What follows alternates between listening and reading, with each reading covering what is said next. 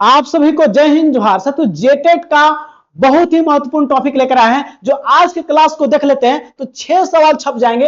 अब आप चाहते हैं कि 30 में 30 आपका सही हो, और आप चाहते हैं यूपी बिहार को पछाड़ के 90 का आंकड़ा नहीं 120 प्लस नंबर लाना चाहते हैं। और प्यारे साथियों, चैनल को लाइक सब्सक्राइब कर लीजिएगा ताकि मेरा वीडियो पहले पहुंचे। आपका पड़ोसी, आपका दुश्मन जो बोला था कि आपको सरकारी नौकरी नहीं होगा, वो आपके हार का इंतजार कर रहा है। आपकी हार नहीं होगी क्योंकि आप ठान लिए हैं, तो आपकी जीत होगी। क्योंकि याद रखिएगा, जो चीज आप चाहते हैं उससे वक्त दीजिए, समय दीजिए, वक्त वह चीज ला कर देगी जो चीज आप चाहते हैं। साथियों, स्टार्ट करते हैं। हॉट ट्रिक मेथड से डायरेक्ट दिमाग में घुस जाएगा। चलिए स्टार्ट करते हैं। आज का क्लास 6 सवाल छप जाएगा आज से ही। नाम है ब्लूम का शैक्षिक वर्गीकरण, जिसको हम लोग बोलते हैं ब्लूम्स टैक्सोनॉमी। तो ब्लूम्स टैक्सोनॉमी को पहला सवाल यहां पे है साथियों, जो बताएंगे वही एग्जाम में छपने वाला है, तो आपको कहूं बकाने की जरूरी नहीं है। तो आप केवल क्लास को अंतिम तक देख लीजिएगा ध्यान से, और वही छप जाएगा जो पढ़ाएंगे। यहां पे सवाल है, ब्लूम टैक्सोनॉमी का मुख्य उद्देश्य क्या है? ब्लूम टैक्सोनॉमी है, उसका मुख्य मेन पर्पस है क्या? तो यहां पे विकल्प में दिया हुआ है शारीरिक विकास, शैक्षिक उद्देश्यों का वर्गीकरण, केवल याद करने की बात। जहां बोले ये नेगेटिव जहर वर्ड है, ये तो काटिए देंगे। खेलकूद का बढ़ावा देना। तो आपको 3 ऑप्शन में कौन छापना है प्यारे साथियों? इसका आंसर जो होगा शैक्षिक उद्देश्यों का वर्गीकरण ए है। लेकिन इसमें जानने से पहले और भी चीज जानना है। क्या जानना है? ध्यान दीजिएगा। आपको पता होनी चाहिए इस सिद्धांत के बारे में। बेंजामिन ब्लूम एक व्यक्ति थे जिनका जन्म जो होता है 1913 में होता है, और इनकी मृत्यु जो होता है 1999 में हो जाता है। ये अमेरिका के मनोवैज्ञानिक थे। कहां के थे? मनोवैज्ञानिक अमेरिका के थे। इन्होंने क्या किया? इन्होंने अकेले नहीं, मतलब ए और इनके साथी लोग मिलकर क्या किए, समझिएगा। साल था 1956 का। शैक्षिक उद्देश्यों का वर्गीकरण नाम से, शैक्षिक उद्देश्यों के वर्गीकरण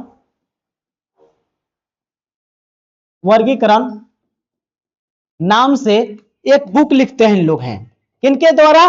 तो बेंजामिन ब्लूम साहब, जिनको हम लोग ब्लूम्स टैक्सोनॉमी नाम पड़ा बाद में।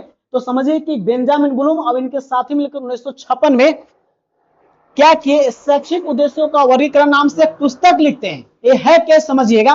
शैक्षिक उद्देश्यों का वर्गीकरण क्या है? तो बच्चों को जो है कैसे पढ़ाएं और किस स्तर तक पढ़ाएं, माने किस लेवल तक पढ़ाएं बच्चों को। तो अमेरिका में ये पुस्तक जो था ये छपा 1956 में। कब छपा? 1956 में। अमेरिका में तहलका मचा दिया था पुस्तक प्यारे साथियों। इतना पॉपुलर हुआ था पुस्तक, जिसका नाम था शैक्षिक उद्देश्यों का वर्गीकरण। बच्चों को कैसे पढ़ाया जाए, किस लेवल तक पढ़ाया जाए, कैसे प्रश्न निर्माण किया जाए, कैसे प्लानिंग किया जाए, कैसे लेसन प्लान करें बच्चे को पढ़ाने के लिए। ये पूरा अमेरिका में जो था ना, ये तहलका मचा दिया था पुस्तक, जिसका नाम है शैक्षिक उद्देश्यों का वर्गीकरण। 1956 में छपा था। लेकिन हुआ क्या, इसमें बोला गया कि इनके साथी इनके द्वारा लिखा गया, तो इनका जो नाम था, इनका योगदान ज्यादा था, तो बोल दे कि इसका नाम क्या रख दीजिए इस शैक्षिक उद्देश्यों के वर्गीकरण का? Blooms taxonomy. ब्लूम्स टैक्सोनॉमी क्या रखा गया? ब्लूम्स टैक्सोनॉमी रख दिएगा। क्या रख दिया गया? Bloom's taxonomy. किसका? शैक्षिक उद्देश्यों का वर्गीकरण, जो 1956 में किताब छपा था। तो प्यारे साथियों, एक तो इसका आंसर क्या हो जाएगा? शैक्षिक उद्देश्यों का वर्गीकरण, जैसे बच्चे को कैसे सिखाया जाए, किस स्तर पर सिखाया जाए, लेसन प्लान कैसे किया जाए, ये सब चीज इसमें बात किया गया है। तो इसका आंसर कौन हो गया? पहला हो गया। आगे बढ़ते हैं सवाल की ओर। यहां पे अगला सवाल जो है बहुत ही महत्वपूर्ण है। यहां पे देखिएगा, बेंजामिन ब्लूम ने इस वर्गीकरण को पहली बार कब प्रस्तुत किए? तो बोल रहे हैं कि बेंजामिन ब्लूम जो है शैक्षिक उद्देश्यों का वर्गीकरण नाम से जो पुस्तक लिखे थे, ये जो अमेरिका में तहलका मचा दिया था, ये किस साल लिखे थे? तो अभी ये बता दिए हम कि बी ऑप्शन में 1956 में जो था ये पॉपुलर तहलका मचा दिया था ये पुस्तक पूरे अमेरिका में। चलिए अगला सवाल जो तीसरा नंबर है, तीसरा नंबर सवाल जानने से पहले पूरा ब्लूम्स टैक्सोनॉमी पर जो सवाल हम कराएंगे, आपको 30 सवाल कराएंगे। कितने सवाल कराने वाले हैं? तो 30 सवाल आपको कराएंगे, और आपको जो हम पढ़ाएंगे वही एग्जाम में छपने वाला है प्यारे साथियों। तो समझ लेते हैं इसके बारे में थोड़ा और चीजें क्या ब्लूम्स टैक्सोनॉमी में कहा गया है?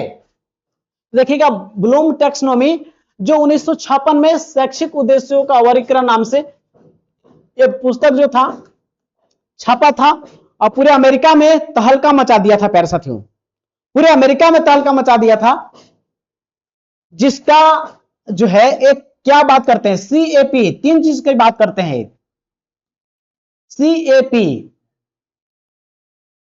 सीएपी क्या है ध्यान दीजिएगा, सी से कोग्निटिव यानी उसके दिमाग का, ए माने अफेक्टिव उसके दिल का, उसके भावना का, उसके व्यवहार का, पी माने साइकोमोटर यानी कि तीन चीज की बात करते हैं, संज्ञानात्मक क्षेत्र की बात करते हैं, भावात्मक क्षेत्र की बात करते हैं और शारीरिक पक्ष की बात करते हैं। तो कितने पक्ष की बात करता है ब्लूम टैक्सोनॉमी? तीनों पक्ष की बात करता है, संज्ञान का, दिल हृदय का, वो भावनाओं का, और शारीरिक का, उसके स्किल का, शरीर का खेल कूद जो एक्टिविटी है। तो कितने भाग, कितने चीज पर बात करते हैं? तीन चीज पर। अब तीन चीज में जो है सबसे पॉपुलर हुआ इनका संज्ञानात्मक क्षेत्र, जिसको सी से बोलते हैं, कोग्निटिव डोमेन। ये ज्यादा पॉपुलर है, इससे सवाल ज्यादा प्रश्न आते हैं और इस पर हम सवाल कराएंगे, आपको थोड़ा समझ लीजिएगा। संज्ञानात्मक क्षेत्र जो इनका है, इसको 6 पक्ष में रखे थे, 6 भाग में इसको समझाने के लिए 6 पक्षों पर ही बात करते हैं। कितने पक्ष पर बात करते हैं? 6 पक्ष में, जो सरल से कठिन की ओर बढ़ता है। माने क्या है, 6 पक्ष कौन कौन है संज्ञानात्मक क्षेत्र का? तो ये देखिए लिखा हुआ है प्यारे साथियों, जो ज्ञान से शुरू होता है, नॉलेज से शुरू होता है, जो सरल है, सबसे क्या है, सरल है, और सबसे ऊपर कठिन। सरल से शुरू होता है और कठिन की ओर जाता है। तो संज्ञानात्मक क्षेत्र को कितने भाग में बांटे हैं? तो 6 भाग में। ये 6 भाग कौन कौन है? पहला है नॉलेज, ज्ञान।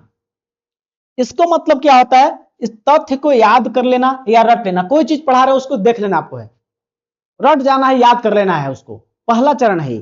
कोई चीज पढ़ा रहे हैं, जो हम वीडियो दिखा रहे हैं उसको आप देख लेना है, बाकी बाद में एनालिसिस कीजिएगा कि कितना चीज क्या है उस चीज में। तो आपको जो पढ़ा रहे हैं उसको डायरेक्ट क्या करना है, तथ्य को, जो भी फैक्ट है उसको याद कर लेना है या रट लेना, वो ज्ञान में आ जाता है। लेकिन आपको क्या करना है, अगला जो है समझ, या समझ को कौन कौन बोध मिलेगा, आपको क्या मिलेगा? बोध, अंडरस्टैंडिंग। तो पहला चरण, सबसे निचला चरण कौन है? ज्ञान है।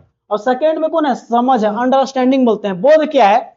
इससे कोई कहानी आप सीखे, कहानी सुने और कहानी को अपने शब्दों में लिख दे रहे हैं, तो यानी उसको आप समझ ले रहे हैं, या इसका सारांश लिख दे रहे हैं। कोई कहानी है, उसका समरी अपनी भाषा में लिख दे रहे हैं, यानी आप उसको समझ गए हैं। जहां बोले कहानी को अपने शब्दों में लिखना, सारांश से लिखना, तो चला जाएगा अंडरस्टैंडिंग, बोध मिल जाए या समझ मिल जाए तो उसको टिक कर देना है। तीसरा आपका जो अनुप्रयोग, तीसरा क्या है? अनुप्रयोग, जिसको एप्लीकेशन से बोलते हैं। क्या है? ध्यान दीजिएगा, कोई फार्मूला आप जान गए हैं कि आप क्या होता है, वर्ग का क्षेत्रफल क्या होता है? भुजा स्क्वायर। आप सुने थे कि वर्ग का क्षेत्रफल क्या होता है, सीख लिए हैं, भुजा स्क्वायर होता है। एक सवाल आया कि एक वर्ग है जिसका भुजा 5 सेंटीमीटर है, उसका क्षेत्रफल क्या होगा? तो दिमाग में आया कि भुजा स्क्वायर कर देना है केवल, तो 5 के स्क्वायर 25। तो जो सूत्र सीखे थे आप, उसको जानकारी को नया सवाल हल कर दे रहे हैं, उस फॉर्मूला के माध्यम से सवाल हल कर दे रहे हैं, उसका प्रयोग कर पा रहे हैं, तो चला जाएगा अनुप्रयोग में, एप्लीकेशंस में। यहां तक तीसरा हो गया। चौथा चरण जो है, ध्यान दीजिएगा, जो 3 गो चरण नीचे वाला है, इसको बोलते हैं LOTS।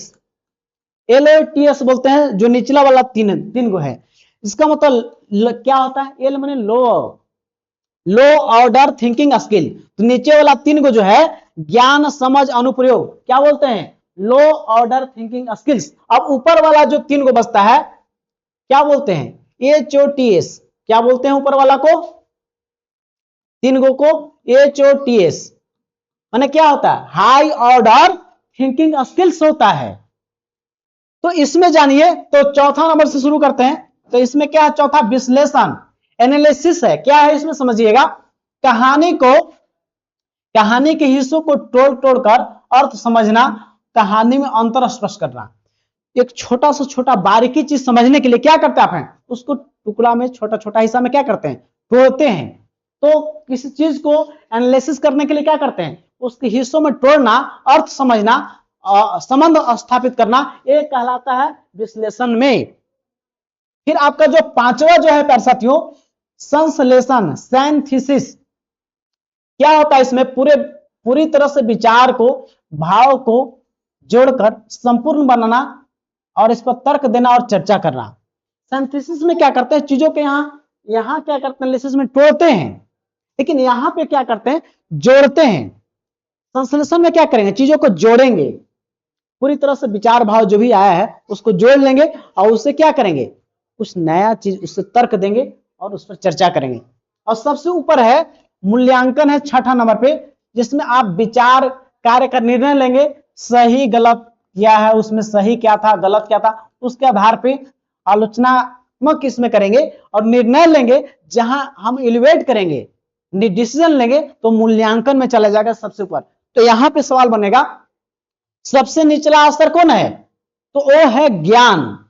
क्या है, ज्ञान। क्या है साथियों, ज्ञान है, याद रखिएगा, ध्यान रखना इसको है, या इसको याद भी मिल जाएगा, समझाएंगे याद क्यों होगा। और सबसे ऊपर क्या है, मूल्यांकन। लेकिन हुआ क्या, इसमें ध्यान दीजिएगा, ब्लूम्स टैक्सोनॉमी में जो है 2001 में, ब्लूम्स टैक्सोनॉमी में है 2001 में संशोधन हुआ। संशोधन कौन किया 2001 में, तो एंडरसन और क्रथवेल, ये याद रखिए एंडरसन है, एंडरसन और क्रथवेल ने क्या किया, 2001 में संशोधन किए। क्या बोले कि देखिए जो ज्ञान है ना, ज्ञान को क्या कर देना, बदल देना है, नॉलेज को जो है, नॉलेज जो है उसको रिमेंबर में बदल देना है। रिमेंबर माने क्या होता है, याद में। तो पूछेगा आपसे कि ज्ञान क्या बदला गया ब्लूम्स टैक्सोनॉमी में, तो ज्ञान को किसमें बदल दिया गया है, याद करना, यानी नॉलेज को किसमें बदला है, रिमेंबरिंग में, यह चेंज हुआ है। अब एक और चेंज हुआ है आपका, इसको बोलते हैं सृजन। क्या बोलते हैं, सृजन।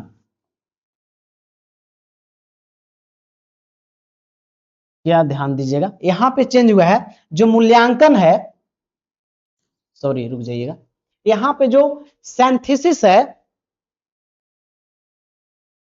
सिंथेसिस, सिंथेसिस जो आपका है ना, इसके जगह पर ला दिया गया क्या, क्रिएट, तो सृजन करना। तो सृजन करने की बात कहां होता है, तो आपको बात करते हैं, जो हम लोग सृजन करते हैं, क्रिएट की बात करता है। जो सिंथेसिस है उसके क्या बात है, सृजन शब्द जोड़ा गया है, क्रिएट कहां करने की बात होता है, इसी में बात होता है, याद रखिएगा, क्रिएट करने की बात होता है। तो दो चीज चेंज हुआ है, ज्ञान को याद करना रिमेंबर में, और यहां पे इसको चेंज कर दिया है, क्रिएट कर देना, कुछ नया सृजन करना। तो ये आपका जो था प्यारे साथियों ब्लूम्स टैक्सोनॉमी था। इस पर सवाल आगे और चीज हमको करा रहे हैं, तो देखिए इस पर सवाल कराएंगे, पूरी तरह से आपको समझ में आएगा, तो आपको कोई डरना नहीं इसमें है, ध्यान दीजिएगा। यहां पे जो है ब्लूम टैक्सोनॉमी के संज्ञानात्मक यानी कोग्निटिव पक्ष में कितने स्तर होते हैं, तो अब ये बताया है 6 चरण होते हैं। तो आपका ऑप्शन सी में हो जाएगा, ज्ञान से शुरू होता है और कहां तक जाता है, मूल्यांकन तक चला जाता है। तो कितने चरण को बताया गया है संज्ञानात्मक क्षेत्र को, तो 6 क्षेत्रों में डायरेक्ट टिक कर देना है, और जो बताएंगे वही लड़ेगा, याद रखिएगा प्यारे साथियों। यहां पे अगला जो है सीखने का सबसे निचला चरण बोल रहा है, ध्यान दीजिएगा, क्या बोल रहा है, सीखने का सबसे निचला स्तर, कोग्निटिव डोमेन क्या है, तो सबसे निचला स्तर क्या है, तो ध्यान दीजिएगा, सबसे नीचे क्या बताए थे, सबसे नीचे ज्ञान, और बाद में बदल दिया गया 2001 में क्या इसको, तो याद करना, ये सबसे नीचे है। और सबसे ऊपर क्या है, मूल्यांकन। तो पहला और छठा, तो सबसे नीचे कौन है, ज्ञान है, नॉलेज है। तो ज्ञान या आपको नॉलेज किसमें है, नॉलेज या रिमेम्बरिंग इसको बोलते हैं, तो कौन हो जाएगा आपका, ऑप्शन बी करेक्ट हो गया। सबसे नीचे क्या है, ज्ञान, कोई चीज को याद करना, रट लेना। चलिए आगे बढ़ते हैं, 5 नंबर सवाल क्या कहता है, अभी जस्ट ही बताया आपको 2001 के संशोधित संस्करण में ज्ञान यानी कि नॉलेज को किस शब्द से बदला गया, तो अब ये बताया आपको कि 2001 में संशोधन कौन किए हैं, एंडरसन और क्रथवेल। एंडरसन और क्रथवेल मिलकर क्या किए, इसमें संशोधन किए, बोले कि देखिए जो ज्ञान है ना, ज्ञान को किसमें बदल दीजिए, याद में। तो इसको नॉलेज होता है, नॉलेज को किसमें बदल देना है, रिमेम्बरिंग में, रिमेम्बरिंग। तो कौन ऑप्शन में है प्यारे साथियों, तो यहां पे देखिएगा ज्ञान को क्या बदल देना है, याद करना, रिमेम्बरिंग में। तो आपका हो गया ऑप्शन 5 का भी करेक्ट हो जाएगा, और जो बताएंगे वही एग्जाम में लड़ेगा भी। केवल इस वीडियो को अंतिम देख लीजिए, आप किसी तरह का कोई परेशानी नहीं होने वाला है, जो बताएंगे वही छपेगा। याद रखिएगा, यह संघर्ष सिर्फ पाने का नहीं है, यह संघर्ष खुद को साबित करने का है, ताकि बता सके कमजोर हम नहीं, हमारा वक्त था, हमारा वक्त था, लेकिन अब आप सफलता का स्वाद चखने वाले हैं। अब आप सफल होने वाले हैं। 10 साल का इंतजार किए हैं, पसीना बहाए हैं, एक एक दिन इंतजार किए हैं कि अब एग्जाम डेट आ जाएगा, अब आ जाएगा, लेकिन प्यारे साथियों अब लम्हा वो समाप्त होने वाला है। वो याद रखिएगा, वो लम्हा समाप्त हो रहा है। 10 साल बाद एग्जाम हो रहा है, तो 2-3 महीना जो बचा है बढ़िया से पढ़ लीजिए, छिप के पढ़ लीजिए, कोई दिखाइए नहीं, और ईमानदारी से पढ़िए। आप जेटेट पास होके आप शिक्षक बनने वाले हैं, क्योंकि जेटेट परीक्षा जो है शिक्षक बनने का पहला पड़ाव है। और जुड़ना चाहते तो हमसे जुड़िए, आपको हम पास कराएंगे, और जो बताएंगे वो दिल से पढ़ाते हैं और चीजें लड़ेगा एग्जाम में। प्यारे साथियों, अगला सवाल देखते हैं 6 नंबर। 6 नंबर सवाल क्या कहता है, देखिएगा। संशोधित ब्लूम्स टैक्सोनॉमी 2001 के अनुसार उच्चतम स्तर कौन सा है? उच्चतम स्तर क्या है 2001 के अनुसार? तो उच्चतम स्तर जो प्यारे साथियों बात किया गया है, इसमें निर्माण कर दिया गया है, सृजन करने की बात बोलता है। तो बात करेगा क्रिएट आया है, क्रिएट करने की बात करता है। पहले नहीं था, पहले मूल्यांकन था, लेकिन जब संशोधन हुआ 2001 में तो क्या किया गया? सबसे उच्चतर चरण क्या हो गया? निर्माण करना, क्रिएट करना हो गया। ये आपका 6 का सी हो गया। चलिए आगे देखते हैं 7 नंबर। जो पढ़ा है उसी के इर्द गिर्द सवाल घूमेगा। किसी पढ़ी हुई सामग्री को अर्थ समझना। अर्थ समझने की क्षमता क्या कहलाती है? यदि अर्थ आप समझ रहे हैं, अर्थ समझ रहे हैं, तो क्या जाएगा? ज्ञान में तो केवल रट लेना है तो होगा नहीं, संश्लेषण में टुकड़ा में टुकड़ा तोड़ना होता है, मूल्यांकन निर्णय लेना होता है, तो बोध हो जाएगा आपका करेक्ट। अंडरस्टैंडिंग, बोध करना, किसी चीज को समझ रखना, समझना उसके बारे में, यानी कि अर्थ समझने की बात हो रहा है, तो समझने की बात कहां जाएगा? अंडरस्टैंडिंग में हो जाएगा। तो कौन हो जाएगा प्यारे साथियों? ऑप्शन बी करेक्ट हो जाएगा। चलिए आगे देखते हैं 8 नंबर सवाल क्या कहता है। देखिए यहां पे कह रहा है छात्रों द्वारा सीखे गए ज्ञान का नई और ठोस परिस्थितियों में उपयोग करना क्या कहलाता है? प्यारे साथियों अभी हम बता दिए हैं कि देखिए कोई चीज सीखे हैं, जैसे आप सीखे थे कि वर्ग का क्षेत्रफल भुज एरिया क्या होता है? भुजा स्क्वायर। आपको मिला कि भुजा ए बराबर कितना है? 5 सेंटीमीटर। तो तुरंत एरिया निकाल दिए कि सर भुजा स्क्वायर 5 का स्क्वायर 25। तो आप क्या किए हैं? अनुप्रयोग किए हैं, एप्लीकेशन ने किए, अभी बताए थे। तो क्या हो जाएगा? नई परिस्थिति में प्रयोग करना, एक कहला जाएगा अनुप्रयोग। ऑप्शन ए ही करेक्ट हो गया। चलिए आगे देखते हैं 9 नंबर सवाल क्या कहता है, ध्यान दीजिएगा। कह रहा है किसी जटिल सूचना को छोटे छोटे हिस्सों में तोड़ना क्या कहलाता है? 2 चीज बताए थे, एक बताए थे एनालिसिस। एनालिसिस, एनालिसिस क्या होता है? विश्लेषण करना। कोई समस्या है उसको समझने के लिए छोटे छोटे टुकड़े में तोड़ते हैं, छोटे छोटे टुकड़े में तोड़ते हैं कोई समस्या को, और उसको अंतर स्पष्ट करते हैं, या संबंध बनाना हो या बारीकी इस चीज को उसको देखना है, तो क्या करते हैं? एनालिसिस करते हैं। क्या करते हैं? एनालिसिस करते हैं, जिसमें किसमें आ जाएगा? विश्लेषण आपका करेक्ट। और संश्लेषण में क्या होता है? जोड़ते हैं चीजों को। जोड़ने की बात किसमें करता है? कोई नया निर्माण की बात किसमें करता है? संश्लेषण में। लेकिन यहां पे टुकड़ा में तोड़ रहा है, तो क्या हो जाएगा? इसमें हो जाएगा। बोध क्या होता है? ज्ञान, ये समझ होता है, समझना किस चीज को, अर्थ समझने की बात करेगा, ठीक है। तो ये क्या हो जाएगा? तो हो जाएगा बोध में, ठीक है ना। तो आपका हो जाएगा, आपसे पूछा था छोटे छोटे टुकड़ा में, तो विश्लेषण आपका करेक्ट हो गया 9 का बी। चलिए आगे बढ़ते हैं 10 नंबर सवाल, जो कि क्या कहता है प्यारे साथियों। देखिएगा साथियों, आप ब्लूम्स टैक्सोनॉमी नहीं पढ़े होंगे तो आप चुक गए होंगे। केवल इस वीडियो का देख लीजिएगा ना, तो थ्योरी और टेस्ट दोनों कंप्लीट हो जाएगा। केवल सुन लीजिएगा तो आपका सवाल यहीं से छपेगा। कहूं भटकने की जरूरी नहीं है, कहूं भटकने वाले इंसान भटकते रह जाते हैं। भागवत गीता में कृष्ण भगवान बोले हैं, संशयते मने विनाशते। संशय यदि आपके मन में है तो आपका विनाश तय है, आप सफल नहीं होंगे। आप संशय नहीं रखिए, जिसको भी गुरु माने उसको मान के और दिल से विश्वास रख के पढ़िए। लेकिन याद रखिएगा वही टेट एग्जाम का अनुभव उनको होना चाहिए, ताकि आपको सही गाइडलाइन में मेहनत किया आप कर पाए। प्यारे साथियों मैंने खुद ही सीटेट पास किया है और हमसे 15 दिन में लोग पढ़ के सीटेट पास कर जाते हैं। उसके लिए रणनीति बताते हैं, यही रणनीति से जो कि डायरेक्ट एग्जाम में लड़ा देते हैं क्वेश्चन। क्यों? क्योंकि जो सिलेबस में है वही चीज को पढ़ाते हैं। तो प्यारे साथियों सवाल देखते हैं, इसका अंतिम में चर्चा विशेष रूप से करेंगे कि कैसे आपको पढ़ना है। यहां देखिएगा 10 नंबर, तथ्य को यानी कोई फैक्ट है, परिभाषा को, सूत्रों को याद कर लेना किस अंतर्गत आता है। देखिए जहां पे याद करने की बात है, डायरेक्ट सूत्र को याद कर ले रहे हैं तो किस में आएगा? मूल्यांकन में आएगा? बिल्कुल नहीं, तो अंतिम में है, डिसीजन लेना है इसमें, तो बिल्कुल ज्ञान में आ जाएगा। नॉलेज क्या होता है? किस चीज को याद कर लेना, रट लेना, कोई भी चीज है तो किस में चल जाता है? ज्ञान में, नॉलेज में, ठीक है ना। लेकिन अभी समझ नहीं हुआ, आपका ज्ञान हुआ है, नॉलेज हुआ है। तो नॉलेज किस में? तथ्य परिभाषा रटने की बात करता है, नॉलेज ज्ञान में ना। जिसको ज्ञान शब्द किस में बदल गया है? 2001 में बदल दिया गया है। क्या कहते हैं इसको? है याद। ज्ञान किससे? याद में। और इंग्लिश में नॉलेज था तो नॉलेज किस में हो गया है? रिमेम्बरिंग में। 2001 में संशोधन इसमें हो गया है, इसका क्रथवाल और एंडरसन मिलकर संशोधन कर दिए हैं प्यारे साथियों। तो आपका ज्ञान हो गया, तथ्य याद कर लेना, ठीक है। तो हो गया आपका 10 का भी। आगे बढ़ते हैं, 11 नंबर सवाल क्या कहता है? सवाल है एक नई योजना का निर्माण करना ब्लूम के किस स्तर को दर्शाता है? बोल रहा है कि एक नया योजना का निर्माण करना है। नया योजना का निर्माण कर रहे हैं आप, कुछ क्रिएट कर रहे हैं, तो किसमें चला जाएगा? अनुप्रयोग में नहीं। कोई तो नया अनुप्रयोग करते हैं, जो सीखे हुए चीज को अनुप्रयोग करने की बात कर रहा है, कोई नया चीज नहीं हो रहा है। विश्लेषण, विश्लेषण जिसको एनालिसिस करते हैं, एनालिसिस माने टुकड़ा में तोड़ने की बात होता है।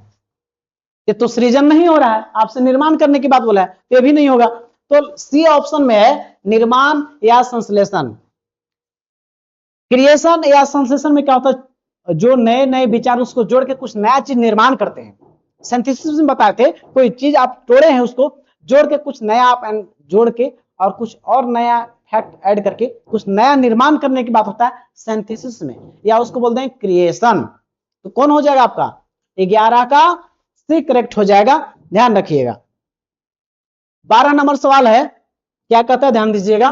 बोल रहा है कि किसी विचार या कार्य का उपयोगिता के बारे में निर्णय लेना क्या कहलाता है? देखिए बोले थे जहां डिसीजन लेने की बात हो तो निर्णय लेने की बात हो रहा है ना, सबसे ऊपर चला जाएंगे। तो सबसे ऊपर कौन था? तो मूल्यांकन ही था आपको, जिसमें डिसीजन लेने की बात करे, जिसमें निर्णय लेने की बात करे, लास्ट में निर्णय लेना है, गुण दोष के आधार पर लास्ट में डिसीजन ले रहे हैं, तो किसमें चला जाएगा? वो चला जाएगा मूल्यांकन में, ठीक है ना। तो आपका 12 का ए हो गया। आइए 13 नंबर सवाल देखते हैं। बोल रहा है भावात्मक पक्ष, अफेक्टिव डोमेन किससे संबंधित है? देखिए जहां पे बात करें भाव का तो क्या होगा बताइए? तो भाव माने उसका व्यवहार की, उसके दिल का, उसके भाव का चीज जानेंगे प्यारे साथियों। तो यहां पे बौद्धिक कौशल नहीं, ये तो आपका दिमाग से बात हो रहा है। शारीरिक कौशल नहीं, शारीरिक कौशल किससे बात करते हैं? ये बौद्धिक बात करता है सी से, संज्ञानात्मक से, और एक आता है पी से, साइकोमोटर से, शरीर के स्किल से। यहाँ पे सी में दे दिया भावनाओं का, मनोवृत्तियों का। तो प्यारे साथियों भावनाओं कहाँ होता है? भावना होता है हार्ट से, दिल से निकलता है। कहां से निकलता है? दिल से निकलता है। तो भावना, भावात्मक पक्ष किस में चला जाएगा? मनोवृत्तियों में। तो भाव से एक चीज समझ लीजिए प्यारे साथियों, आपके आनंद के लिए बोल रहे हैं, उसको सीरियस नहीं लीजिएगा। मैं तुम्हारी हूं वह हर शाम लिखा करती थी। क्या है? मैं तुम्हारी हूं वो हर शाम लिखा करती थी। बड़ी बेवफा थी वो लड़की, न जाने यह खत कितनों के नाम लिखा करती थी। तो वही है, भाव मैंने कहा दिल से जुड़ता है।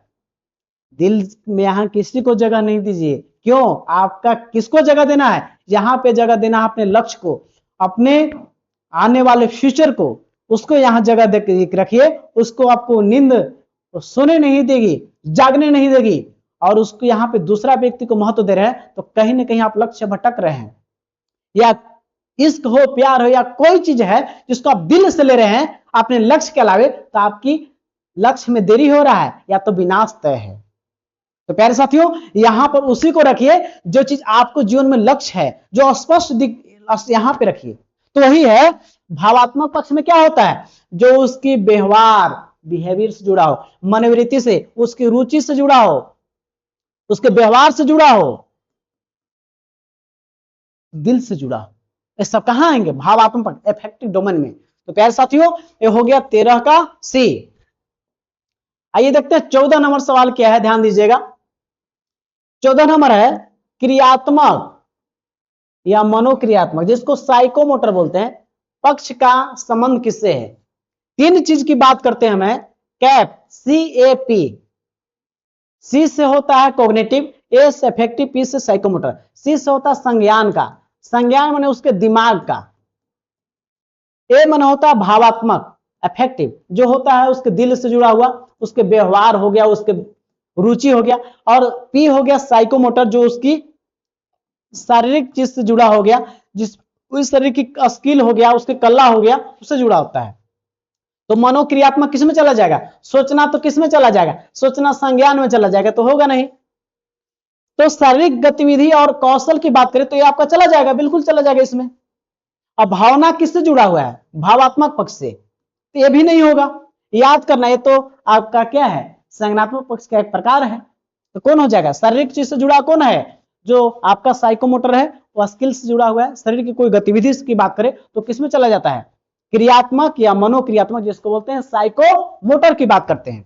चलिए 14 का बी हो गया, आगे बढ़ते हैं। अगला है 15 नंबर सवाल।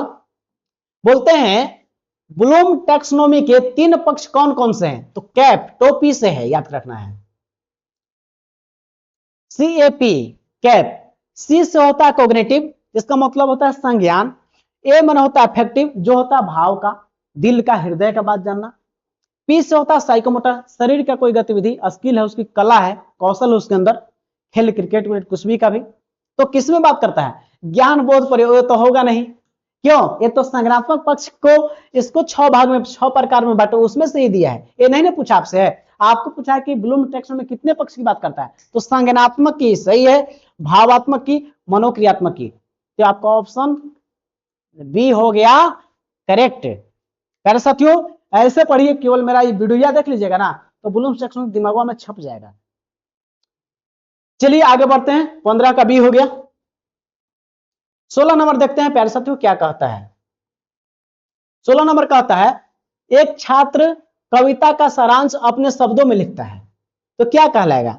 आप कोई कहानी सुने, क्या कहानी सुने और उसको सुन उनके, तब क्या कर रहे हैं? अपनी भाषा में लिख रहे हैं, तो समझ गए हैं तभी ना उसको। बोले कि कहानी हम पढ़ लिए हैं, याद हमको, तुमको समझा देते हैं कुछ वर्ड में, अपना अर्थ में समझा रहे हैं, अपना भाषा में समझा रहे हैं। यानी कि क्या है? आपको ज्ञान नहीं है, ये क्या है? Option B, understanding. आप समझ गए हैं। कहानी को अपने शब्दों में लिखने की बात करें, अपने शब्द में या बोल दे, उस कहानी का सारांश लिख पा रहे हैं, यानी उसको आप समझ गए हैं, बोध हो गया है, अंडरस्टैंडिंग। देखिए, बोध या समझ मिले, दोनों एक ही चीज है। बोध मिले, बोध मने होता है समझ लेना, बोध या समझ। तो आपका जो है, बोलते नहीं बचपन के, अबोध अभी है, ये अबोध है, मैंने अब समझ गया है, बोध हो गया है। तो समझ है, अंडरस्टैंडिंग क्या होता है? कविता का सारांश लिख दे रहे हैं, कहानी का सारांश लिख दे रहे हैं, यानी कि आप समझ गए, तो अंडरस्टैंडिंग में चला जाएगा। Option B correct. ज्ञान माने क्या होता है? कोई चीज को रट लेना, याद कर लेना। अनुप्रयोग माने कोई प्रयोग करना, कोई फॉर्मूला सीखे याद करना, ये तो होगा नहीं। मूल्यांकन, कोई डिसीजन लेना अंतिम में, वो होता है मूल्यांकन। तो आपका कौन हो जाएगा? समझ बिल्कुल करेक्ट हो जाएगा। तो 16 का क्या हो गया? आपका बी। आगे देखते हैं 17 नंबर सवाल क्या कहता है, ध्यान दीजिएगा। यदि कोई बच्चा गणित के सूत्र का प्रयोग करके सवाल हल करता है, तो वह क्या कहलाए, किस स्तर में है? प्यारे साथियों बोले हैं कि जहां पे फॉर्मूला यूज करके कर रहा है, तो क्या कर रहा है? अनुप्रयोग कर रहा है, सीधा सीधी। तो आपका क्या हो जाएगा? Option C. जैसे आप सीख लिए हैं कि आप क्या सीखे हैं कि जो आयत का क्षेत्रफल होता है, आयत का जो एरिया होता है, एरिया क्षेत्रफल होता है लंबाई गुने चौड़ाई, एल गुने बी। आपको मिला कि लंबाई 10 है, एक आयताकार कम रहा है जिसका लंबाई 10 मीटर है और चौड़ाई 2 मीटर है, तो छेद एरिया बताओ इसका कितना होगा? तो गुरुजी बताए हैं कि फार्मूला बता दें कि क्षेत्रफल जहां आएगा वो रेक्टेंगल का उड़ा देना है, लंबाई गुने चौड़ाई। तो 10 गुने बोले लिए लंबाई गुने चौड़ाई, तो 10 गुना 20। तो आप ये आपका जो आया मीटर स्क्वायर, ये आप फॉर्मूला प्रयोग करके सूत्र सोल्व कर रहे हैं, तो आप क्या कर रहे हैं? अनुप्रयोगे न कर रहे हैं, तो यहाँ पे क्या हो जाएगा ऑप्शन में, एप्लीकेशंस कर रहे हैं, आपका 17 का सी। आगे देखते हैं 18 नंबर सवाल देखते हैं परिषद, तो क्या कहता है, एक छात्र दो कहानियों के बीच अंतर स्पष्ट करता है। जो दो कहानी है वो अंतर स्पष्ट कहां करते हैं, तो बोले थे आपको कहां, याद करना में तो क्या होता है, कोई चीज को रट लेना होता है, रट लेना होता है, याद कर लेना होता है, तो इसमें तो होगा नहीं, ये तो होगा नहीं। फिर विश्लेषण तो इसमें करते हैं, समस्या जो भी उसको छोटा छोटा क्या करते हैं, टुकड़ा में तोड़ते हैं, और तोड़ने से क्या करते हैं, इसमें अंतर स्पष्ट करते हैं, या संबंध बनाने की बात हो तो एक कहां बात करते हैं, ये विश्लेषण में, एनालिसिस में ही करते हैं। तो आपका ऑप्शन कौन हो जाएगा, बी। जहां पे बोलेगा अंतर स्पष्ट करना, संबंध बनाना, तो कहां चला जाता है, एनालिसिस में चला जाता है। अनुप्रयोग में तो कोई चीज को डायरेक्ट प्रयोग करते हैं, एप्लीकेशन करते हैं, तो ये नहीं होगा। तो ऑप्शन कौन हो जाएगा, बी आपका करेक्ट हो जाएगा। चलिए 19 नंबर सवाल है प्यारे साथियों, बहुत बेहतरीन है, इसको जरूर देखना आपको है। 19 नंबर है, शिक्षण के उद्देश्यों को व्यवहारिक रूप में लिखने का श्रेय किसे जाता है, किसको जाता है, तो पियाजे को। पियाजे तो दिए हैं संज्ञानात्मक विकास का क्षेत्र, संज्ञानात्मक विकास कौन दिए हैं, ये दिए हैं, जो 4 चरण की बात करते हैं। क्या है, पहला संवेदीगामक, दूसरा आपको बोले हैं पूर्व संक्रियात्मक, तीसरा बोल दिए हैं मूर्त संक्रियात्मक, चौथा बोल दिए हैं औपचारिक। ये 4 चरण की बात यही बोलते हैं। संज्ञानात्मक विकास का क्षेत्र आपको पियाजे दिए हैं, ठीक है ना। और रॉबर्ट वेगनर आपका जो है मनोवैज्ञानिक है। अब इसका आंसर क्या हो गया, ब्लूम, बेंजामिन ब्लूम इनका नाम है, पूरा नाम क्या है, बेंजामिन ब्लूम है। आपका शैक्षिक उद्देश्यों का वर्गीकरण पुस्तक लिखे 1956 में है, बेंजामिन ब्लूम, जो 1956 में एक पुस्तक छपा था शैक्षिक उद्देश्यों का वर्गीकरण नाम से, पूरे अमेरिका में तहलका मचा दिया था, और इसी को बोलते हैं Bloom's taxonomy. Bloom, Benjamin Bloom, इनके साथियों द्वारा पुस्तक पॉपुलर हुआ था, छपा था, और बहुत अमेरिका में तहलका मचा दिया था। अब स्किनर क्रिया प्रसून का सिद्धांत दिए हैं, तो आपका इसका आंसर कौन हो जाएगा, 19 का सी। चलिए 20 नंबर सवाल देखिए, क्या कहता है समझिएगा। संशोधित ब्लूम टैक्सोनॉमी में संश्लेषण का स्थान किसने लिया, संश्लेषण, संश्लेषण, ठीक है ना, जिसको बोलते हैं सिंथेसिस, यानी सिंथेसिस का स्थान को, संश्लेषण का क्या निर्माण, क्या करना, तो निर्माण करना इसका स्थान लिया, निर्माण करना, इसको बोलते हैं क्रिएशन, इंग्लिश में क्या बोलते हैं, क्रिएशन। तो संश्लेषण का स्थान क्या लिया है, कोई निर्माण करना, को क्रिएट करना, सिंथेसिस की जगह लिया है क्रिएशन। तो 2001 में संशोधन हुआ है, जो कि कौन कौन के थे, एंडरसन और क्रथवेल मिलकर किए थे। 2 चीज, एक तो ये चेंज किए थे, और दूसरा क्या हुआ था, ज्ञान जो था, ज्ञान को किसमें बदले थे, याद करना, यानी कि इंग्लिश में क्या, नॉलेज को किसमें बदले थे, रिमेम्बरिंग में, नॉलेज को रिमेम्बरिंग में, ज्ञान को याद करना। हिंदी तो हिंदी, इंग्लिश तो इंग्लिश, 2 ही चीज हुआ है चेंज 2001 में ब्लूम्स टैक्सोनॉमी में। जो बताया आपको पूछा था, इसमें सिंथेसिस का स्थान लिया था निर्माण करना, यानी क्रिएटिंग करना। क्या हो गया, 20 का सी हो गया प्यारे साथियों। एक ध्यान दीजिएगा, संश्लेषण जो है एक संज्ञा है, और एक क्या है, क्रिया है। तो यहाँ एक चीज और किया गया था, संज्ञा जो चीज था उसको क्रिया में चेंज कर दिया गया था।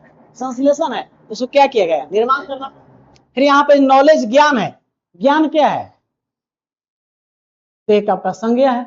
और यहाँ पे क्या था, इसको याद करना बदल दिया गया था, यानी कि आपको एक और चीज देखते हैं, संज्ञा से क्रिया में बदला गया था, दोनों चीज को 2001 में बदला गया था इसको। 20 का हो गया। 21 नंबर देखिए क्या कहता है, यहां पे बोल रहा है कि निम्न में से कौन सा संज्ञानात्मक पक्ष का स्तर नहीं है। तो संज्ञानात्मक पक्ष का स्तर कौन नहीं है, प्यारे साथियों देख लीजिए एक बार, तो ज्ञान है, या इसको याद करना बोलते हैं फर्स्ट नंबर में। दूसरा नंबर में कौन है, समझ या बोध है। तीसरा कौन है आपका, अनुप्रयोग है। चौथा क्या है, विश्लेषण है। पांचवा क्या है, संश्लेषण है, संश्लेषण है। और छठा नंबर क्या था, मूल्यांकन। तो ये 6 गो चरण किसका है, ये आपका संज्ञानात्मक क्षेत्र का है। 6 चरण की बात करता है, जो सबसे नीचे ये है, सरल ये है, और सबसे ऊपर में ये है। तो इस 6 में से है कौन, तो आपका अनुप्रयोग तो है, ये है, तो सही हो गया।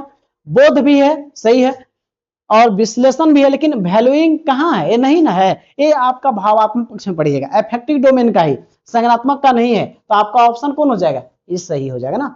लेकिन 2001 में इसमें संशोधन हुआ था। एक क्या हुआ, विश्लेषण किसमें, संश्लेषण किसमें बदल गया, निर्माण में, यानी कि सिंथेसिस किसमें बदला था, क्रिएशन में। और एक और बदला था यहाँ पे, ज्ञान याद, ज्ञान को किसमें बदला था, याद करना, नॉलेज किसमें, इंग्लिश में तो रिमेम्बरिंग में। 2001 में संशोधन जब हुआ है तो संश्लेषण निर्माण करना, क्रिएटिंग करना, और आपका ज्ञान जिसको याद करना रिमेम्बरिंग में बदला था, नॉलेज रिमेम्बरिंग में, दो चीज बदला था। 2001 में संशोधन हुआ था ब्लूम्स टैक्सोनॉमी में, इनके दो चिलवन था, उन्हीं किया था। चलिए आगे देखते हैं, अनुमूल्यन। अनुमूल्यन जो है क्या है, किस पक्ष का ये है, अनुमूल्यन, वैल्यू दे रहे हैं आप, वैल्यू दे रहे हैं, तो बात हुआ दिल का, बात हो रहा है, संज्ञानात्मक क्षेत्र की बात नहीं, सोचने समझने की बात होता है। तो आपका कौन हो जाएगा, अनुमूल्यन। ये बात कर, वैल्यूइंग की बात कर रहा तो भावात्मक पक्ष की, किसमें हो रहा है, भावात्मक पक्ष की। तो 22 का बी हो गया। यहां पे जो है अगला साथियों, यहां पे है तर्क देना, आलोचना करना किस स्तर की विशेषता है। प्यारे साथियों, तो ज्ञान तो होगा नहीं, इसमें रट लेना है कोई चीज को, अनुप्रयोग कोई चीज को करना है, अनुप्रयोग करने की बात होता है, इसमें भी नहीं होगा। तो आपका बोध क्या है, समझ रखना, समझना उसके अर्थ में, तो ये भी नहीं होगा। तो मूल्यांकन में ही आपका सी जो आपका है 23 का सी होगा, जिसमें क्या होगा, तर्क देंगे, आलोचना करेंगे, मूल्यांकन, एवेल्युएशन क्या होता है उसमें बताएंगे क्या चीज है, नहीं कितना क्या हुआ है उसमें चीजें। तो आपका हो गया 23 का सी। 24 देखिए क्या कहता है, ब्लूम टैक्सोनॉमी को अक्सर किस किस किस ज्यामितीय आकृति में दिखाया जाता है। तो प्यारे साथियों, इस तरह का जो उसको है दिखाया जाता है, नीचे वाला आधार चौड़ा रहता है, जहां से ज्ञान शुरू होता है, ज्ञान इसको बोलते हैं, याद करना भी हो गया है, जो नॉलेज किस में बदल गया है, रिमेम्बरिंग में, और सबसे ऊपर क्या है, मूल्यांकन। तो किस रूप में होता है, तो प्यारे साथियों यहाँ पे देख लीजिए, वृत्त में जी बिल्कुल नहीं, वर्ग में नहीं, तो पिरामिड त्रिभुज में, जिसका आधार नीचे चौड़ा होता है, ऊपर में क्या होता है, कम हो जाता है। तो यही हो गया आपका 24 का सी। 25 नंबर देखिए, सीखने का हृदय, हार्ट का संबंध किस पक्ष से है। देखिए, तो सीखने का हृदय, हृदय की बात कर रहा है, 3 एच की बात करते हैं, 3 एच की बात करते हैं, एक से होता है हेड, एक से बात करते हैं हार्ट की, दिल की, अब एक बात करते हैं हैंड की। हेड मने हो गया संज्ञानात्मक क्षेत्र का, हार्ट मने हो गया दिल की बात हो गया, और हैंड मने उसके हाथ से उसकी कोई कला हो गया, कोई स्किल हो गया। 3H की बात करते हैं, इसको शॉर्ट में बोलते हैं हम लोग CAP को, यानी संज्ञान को, अफेक्टिव को और साइकोमोटर, ठीक है ना। तो भावात्मक पक्ष से हृदय की बात कर रहा है तो अफेक्टिव में चला जाएगा, ऑप्शन बी, ठीक है। तो 25 का बी हो गया। 26 नंबर देखते हैं, यहां पे बोल रहा है सीखने के हाथ, हैंड का संबंध किस पक्ष से है। तो किससे हो गया, जहां हाथ की बात कर दे तो किसमें चल, संज्ञान में तो होगा नहीं, और सोचने समझने की बात कर रहा है, तो आपका बी ही हो जाएगा, क्रियात्मक पक्ष है, हैंड की बात करता है, उसकी कला की बात करता है, उसके कोई क्रिया की बात करता है, शारीरिक क्रिया की बात करेगा, तो किसमें चला जाएगा, क्रियात्मक पक्ष में, साइकोमोटर में। आपका 26 का बी हो गया। 27 देखिए, 27 क्वेश्चन आने से पहले कुछ समझा देते हैं। जैसे आपका जो है संज्ञानात्मक क्षेत्र को बांटे थे हम लोग 6 भाग में ब्लूम्स टैक्सोनॉमी को, उसी प्रकार जो है भावात्मक क्षेत्र को भी हम लोग बांटते इसको है 5 भाग में, ब्लूम्स टैक्सोनॉमी का है। क्या करते हैं समझिएगा, पहला जो होता है भावात्मक पक्ष को बांटते हैं वो है आग्रहण, रिसीविंग, कुछ चीज को आप ध्यान देते हैं, ठीक लगा तो क्या कर रहे हैं, रिसीव कर रहे हैं, ध्यान दिए हैं, फिर क्या करते हैं, अच्छा लग रहा है तब उस पर कुछ रिस्पॉन्स दीजिएगा, ठीक है या नहीं है, कितना होना चाहिए। रिस्पॉन्स कब करेंगे, जब ध्यान दीजिएगा तो रिस्पॉन्स कीजिएगा, फिर क्या कीजिएगा, रिस्पॉन्स दे रहे हैं तो उसको जरूर कुछ वैल्यू दे रहे हैं आप, फिर आपका जब वैल्यू दे रहे हैं तो उसको क्या कीजिएगा, एक क्रम में सजा लीजिएगा, उसको जो आपको अच्छा लगा उसको कीजिए, अपने जीवन में उतारने के लिए क्या रख लीजिएगा, रख संगठित कीजिएगा उसको, और लास्ट में क्या कीजिएगा, छठा में, यदि वो अच्छा लगा तो अपने जीवन में क्या कीजिएगा, उतार लीजिएगा। तो जिसको क्या बोलते हैं, चारित्रीकरण, या अपने स्वभाव में कोई चीज को ले आ पा रहे हैं, तो सबसे पांचवा चरण है। तो सबसे पहला आग्रहण है, रिसीव करना, ध्यान देना। सेकंड है अनुक्रिया करना, रिस्पॉन्स करना, प्रतिक्रिया देना जिसको बोलते हैं। तीसरा है अनुमूल्यन, वैल्यू दे रहे हैं, मूल्य समझ रहे हैं उसका। चौथा है और संगठन, ऑर्गेनाइजेशन, मूल्यों को व्यवस्थित कर रहे हैं आप, हैं जो भी मूल्य है। स्वाभाविकरण, चारित्रीकरण या कैरेक्टराइजेशन, उसको आदत या स्वभाव को, आदत या स्वभाव में क्या करना, उसको ढाल देना, कैरेक्टराइजेशन कहलाता है।